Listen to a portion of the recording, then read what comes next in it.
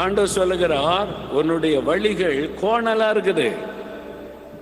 ஒரு ஆவிக்குரிய காரியத்தில் ஒழுங்கு இல்லை, குடும்ப காரியத்தில் ஒழுங்கு இல்லை, உன்னுடைய ஆபீஸ் காரியத்தில் ஒழுங்கு இல்லை, ஊழியத்தில் கூட ஒழுங்கு இல்லை. உங்க குடும்பத்துக்குள்ள எல்லாம் சரியா இருக்குதா? நீங்களே யோசித்து பாருங்க. சரியில்லையா, கணவர் சரியில்லை, குடிச்சிட்டு வர்றாரு, பிள்ளைகளை ஏன்னு கேட்கறது இல்லை, அதனால பிள்ளைகளுக்கு பயமே இல்லை.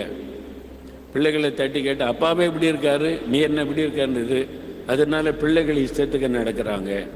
எல்லாம் ஒழுங்கீனம் ஆகிவிட்டார், எல்லாம் கோணல் ஆகிவிட்டார்.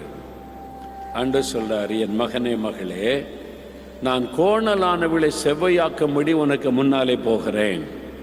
அவருக்கு இடம் கொடுக்கணும். ஆண்டவரே நீங்க கொஞ்சம் கைட் பண்ணுங்க, இப்ப நீங்க பொறுப்படுங்க, நீங்க முன்னால போங்க, எல்லாத்தையும் சரிப்படுத்துங்கன்னு சொல்லி பாருங்க. எல்லாத்தையும் அவர் சரிப்படுத்துவார்.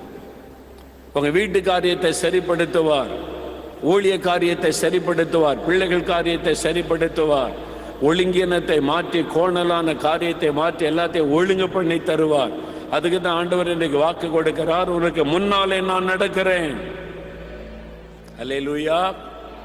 ஆண்டவர் சொல்றாரு, உன் வீட்டில் கோணலானது இருக்குது, உன் பிள்ளை கோணலா நடக்குது, கணவருடைய வாழ்க்கை சரியில்லை, கோணலா இருக்குது, ஒரு ஒழுங்கே கிடையாது உன் கணவரிடத்துல, உன் மனைவிட்ட ஒழுங்கே இல்லை, கோணலா இருக்குது எல்லாமே. உன் வியாபாரத்தில் கோணலா இருக்குது காரியங்கள், நீ வேலை செய்கிற இடத்துல கூட எல்லாம் கோணலா இருக்குது. அதனால நீ தடுமாறுகிற, என்ன பண்ணன்னு தெரியல, என்ன செய்யறன்னு தெரியல. ஆண்டவர் சொல்லுகிறார், நீ ஒன்னும் பயப்படாத, நான் முன்னாலே போய் கோணலானதை செவையாக்குகிறேன். நான் வழியை செவ பண்றேன் பாரு, எல்லாத்தையும் நான் கோணலானதை சரிப்படுத்துகிறேன். இன்னைக்கு நிறைய குடும்பத்தில் கோணலான வழிகள், நிறைய பேருடைய வாழ்க்கையில கோணலானவைகள். இன்றைக்கு ஆண்டவர் அதை நேராக்க போகிறார். விசுவாசிக்கிறீங்களா? அல்லேலூயா.